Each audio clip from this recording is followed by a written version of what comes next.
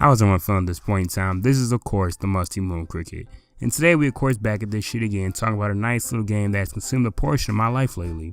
The game we speaking of is of course the sequel to a somewhat disappointing game, Watch Dogs, which dropped in 2014.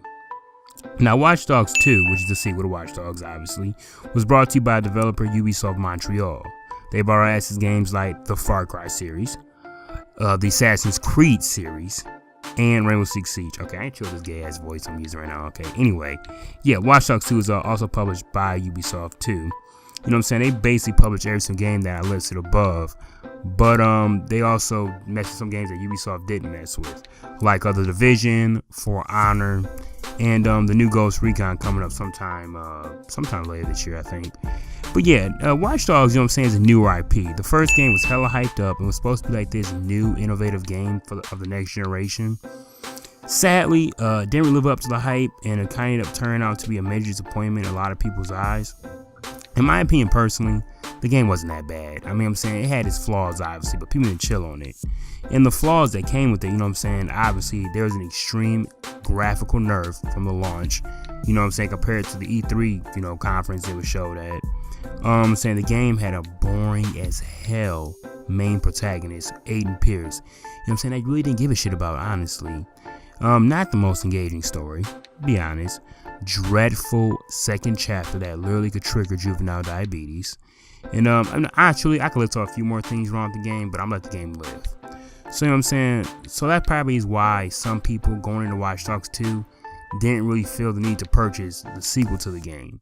You know what I'm saying? And that's probably why the game honestly truly is and it's not really selling that well currently at the moment. But I'm here to actually tell you the game is worth a nice playthrough. There's a new character, a new plot, whole new elaborate city to explore. So please sit down, you know what I'm saying, fasten your seatbelts, and allow me to dive deeper into why this game is actually quite enjoyable and should be on a lot of people's radars this year. So as usual, we present ourselves with the question, how did Watch Dogs 2 present itself? And to be honest, the presentation of Watch Dogs 2 absolutely slapped. There are a couple of things I just gotta give them credit on where credit's due. First thing, I like the voice acting in the game. The main character you play as, who I will elaborate more in a later section of the game, is actually voiced pretty well, honestly. He's a black guy, obviously, this time around, and instead of making him sound like your Pyru Negro, your crab ass nigga, they made him sound like a young, hip, intelligent Negro male.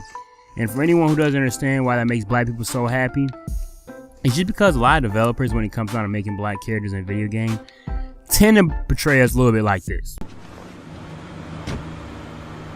Like that? Bobby big dick on a nigga, huh? Oh, Bobby, you let the bad man hurt us. Fuck you. We're gonna whoop your mama's ass. Whoa! So now we're stuck out here in the ass end of nowhere with no ride and motherfucking Papa Caesar on a train to fuck knows where by now. And where the fuck have you gone? Don't make me go calling you a stupid ass name. And I'm not saying they are, you know what I'm saying, they're all like that, but you know what I'm saying, it just feels really good when the pattern is broken, and we get a wee bit excited, you know what I'm saying?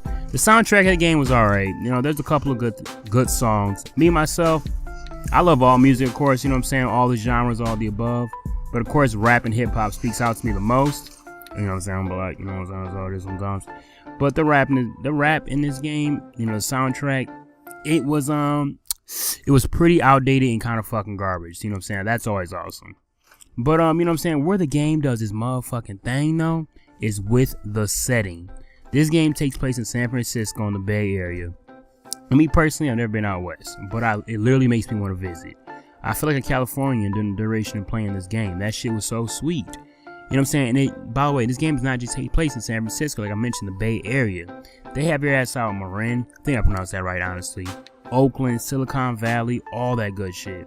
And all the areas vary, you know what I'm saying, where you're at. And you, low-key, when you're driving around, you can tell where you're at just based off your surroundings. You peep around and look outside, you see boats, docks, skinny, narrow roads. You be like, oh shit, I'm in Marin. Next thing you know, you're peeping, you're seeing tagged up walls, litter, homeless people, gang members cruising and posted up. And then you're like, damn, I'm out here in this wild-ass Oakland. Then before you know it, you're looking around, you're seeing Stanford University, a parody of the Google campus called Noodle. College student outside playing alternate frisbee or whatever gay shit they play. And then you're like, damn, dog, like, what the fuck? I'm all over the place. You know what I'm saying? The world is just so alive in this game. And, like, you know what I'm saying? I give credit, you know what I'm saying, in the previous Watch Dogs. That's kind of Watch Dogs pride itself on, being alive. You know what I'm saying? It was like that in Watch Dogs 1. But, like I'm saying, like, you're actually walking around and you're a part of the technological evolution that's occurring in front of you. But, you know what I'm saying? Man, just a round of applause to Ubisoft Montreal on putting this game together. I mean, they put their foot in the presentation in this game. Like, they really nailed, like, you know what I'm saying, being out in San Francisco in the Bay Area. You know what I'm saying? It's, hey, do your thing, alright? Do your thing, boss. So now we're going to move on to the story and see how the narrative of the game is. This time around, you play as the homie Marcus Holloway. He's an intelligent, young Negro male from Oakland, California. Now, first of all, Ubisoft made a good decision to get rid of that turd Aiden Pierce. Oh my lord, that dude was a literal walking snorefest. He was like Batman minus every single detail that made Batman cool. So yeah, his ass had to get the boot. It was just, I'm saying, no other way. He had to go. So Marcus is magnitudes better. You actually like playing as him and chopping up in the city in his shoes. But nah, fuck all that. Back on topic.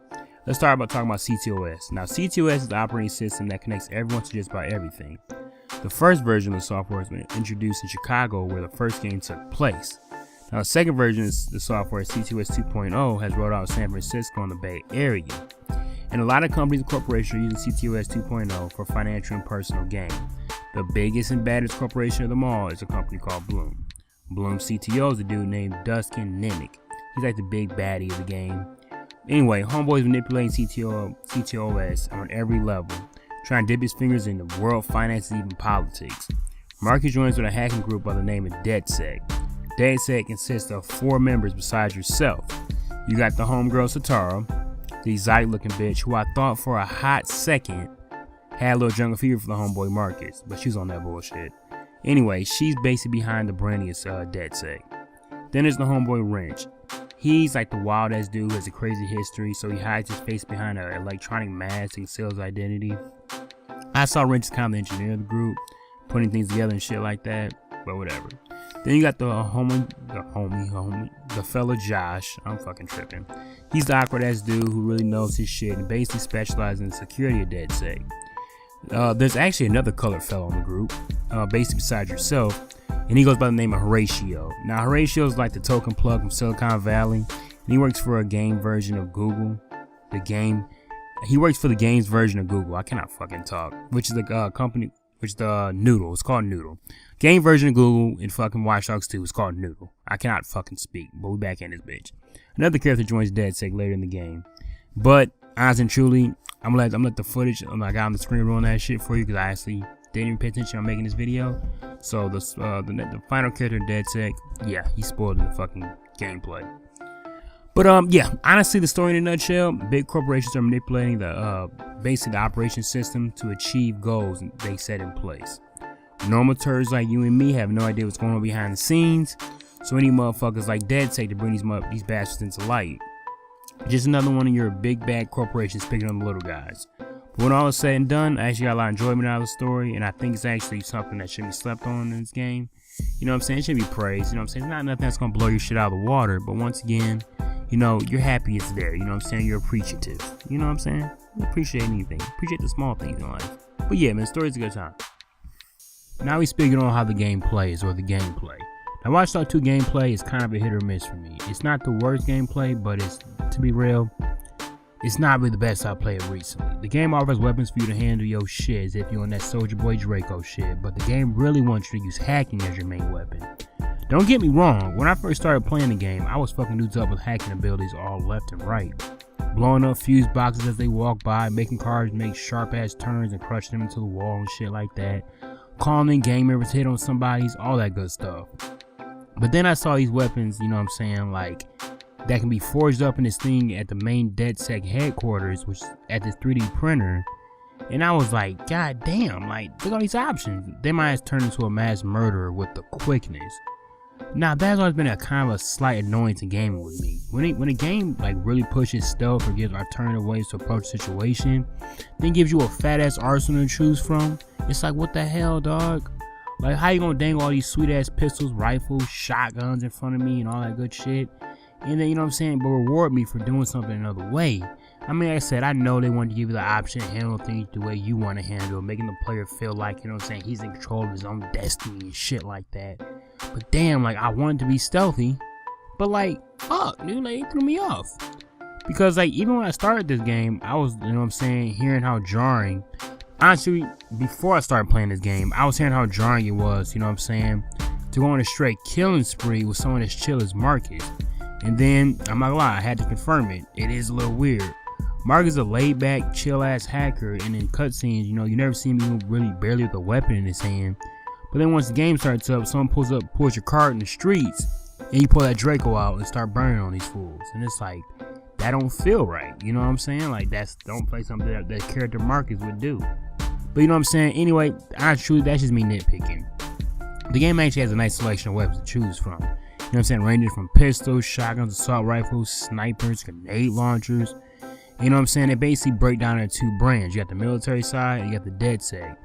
DedSec brand allows you to, you know what I'm saying, apply custom camos to them, you know what I'm saying, make them feel like a little bit more like your own. And also with the like this little 3D printer that comes at every headquarters, you can print out something like a RCD jumper car, which allows you to get into the small crevices on the map. And also, like, you can get yourself a nice little dope ass like quadcopter drone, you know what I'm saying, to like reach the spots that are kind of high up on buildings and shit. You know what I'm saying? That I really enjoyed that stuff, honestly. But you know what I'm saying, majority of the main missions, you know what I'm saying, besides a few exceptions, really have you basically hacking into big companies and exposing them. But there are a few basically like a few fan service missions in there too. Like you can go to the Ubisoft headquarters and, you know, kind of see what's going on there. You could break the previous Watchdog protagonist, dude I said was boring as hell, you know what I'm saying, above, a little earlier in the video. You know what I'm saying, to break the dude Aiden Pierce out of prison, which, I mean, that shit's actually, I mean, I was excited to do it. I heard about it before I played the game, but then once I actually played it, I was like, oh, okay, that was cool, I guess.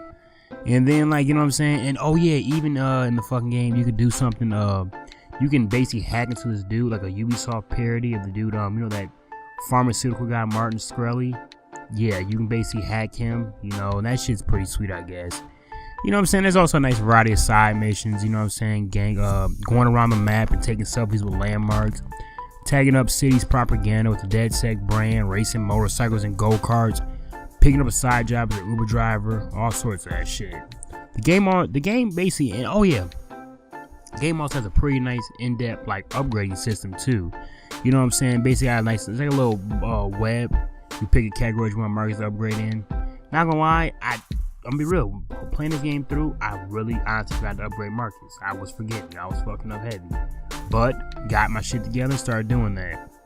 And you know, honestly, you know, there's one part in the gameplay that I really kind of feel bad for not exploring, not even the slightest. And I gotta be real, that was the multiplayer. I mean, you know what I'm saying?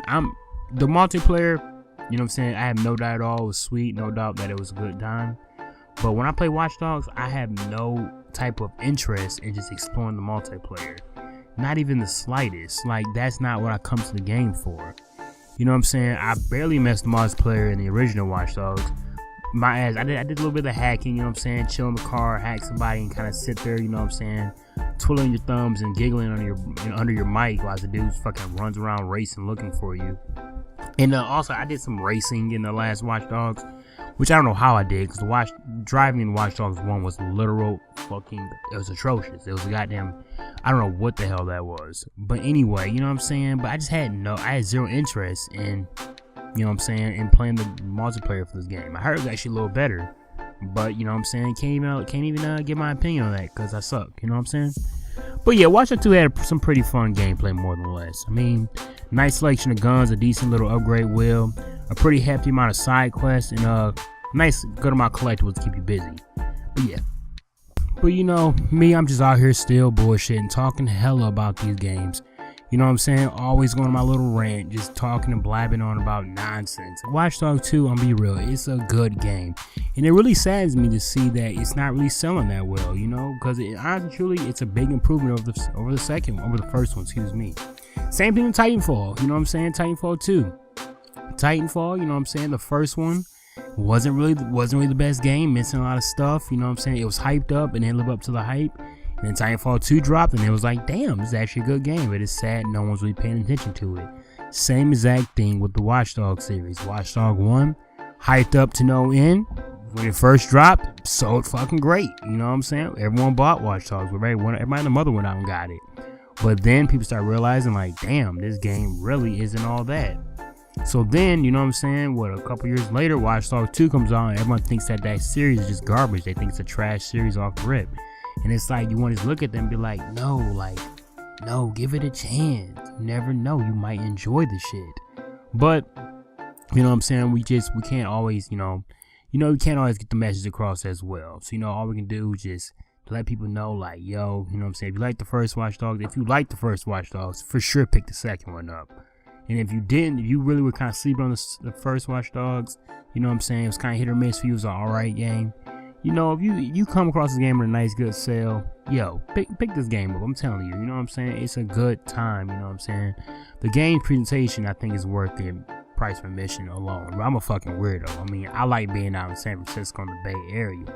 It's just nice, man. I heard people that actually from San Francisco and out there, I'm watching videos, they're saying how, it really does capture well, you know what I'm saying, the little 4 regions in the game.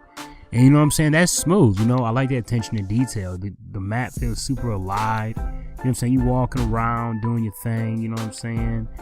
See dogs humping and weird shit like that. You be like, damn, this world is alive. You know what I'm saying? Look at the homie Marcus Holloway, man. He's a cool character. Honestly and truly, he's probably one of my favorite characters of 2016. I'm releasing this video in 2017. I'm on that nigga time. But on some real, Marcus Holloway's a good character. You know what I'm saying? He was cool. He was kind of relatable. He was hip. He was younger, doing his thing. He was a guy, you weren't really mad at him too much. You weren't frustrated with him a lot. He was just a good dude. He was a chill. Even the supporting characters, you know what I'm saying? Everybody in DeadSec, they were pretty smooth. Wasn't no weird ass dramatic moments. It was one moment in the game, not to spoil, but it was like, damn, that shit was actually kind of serious. It hit. Oh, okay. All right, that happened. But yeah, you know what I'm saying? The gameplay of the game, you know what I'm saying? Gameplay actually and the story, they're decent. You know what I'm saying? The story, actually, honestly and truly, I like the story. You know what I'm saying? Exposing big, bad corporate, you know what I'm saying? Defend the little people. That shit's kind of sweet. And you know what I'm saying? And the gameplay, I'm not gonna lie, I wasn't the biggest fan of shooting. You can tell that shooting was really kind of a secondary way to play. And I really didn't want to go through the game, shoot my way through, even though that's what I did. But I just got fucking lazy. That's my problem with stuff games. I'm just fucking lazy. I'll start the game off when I first pop a game in, man. I'm ready to play it and get immersed. And then by the time I hit that, you know what I'm saying, 5-10 hour mark, I'm just like, dude, all right, give me this fucking rifle. I got time for this shit no more. And I started doing shit. That's why, you know what I'm saying, I just started killing a bunch of people. And I feel like that was really not the way you're supposed to play the game. That's what kind of breaks my heart. But I did it anyway, so I'm a fucking piece of shit. But yeah, you know what I'm saying, it's just the MustyMoonCriket back at it again. Talking about some bullshit, rambling on. Going on and on about nonsense. You know what I'm saying? Just another amateur review. We just at it again. There's more to come. It ain't stopping. I don't care if the game drops in 2002. If I'm playing it, I'm talking about it. You know what I'm saying? We in this bitch. We got a hell of a year ahead of us. And I don't know what's coming next. But we gonna find out together. Whoever is there. Me and my 2 subscribers. It's been real. Y'all been the realest motherfuckers alive. Loyal motherfuckers. Alright, we in this bitch.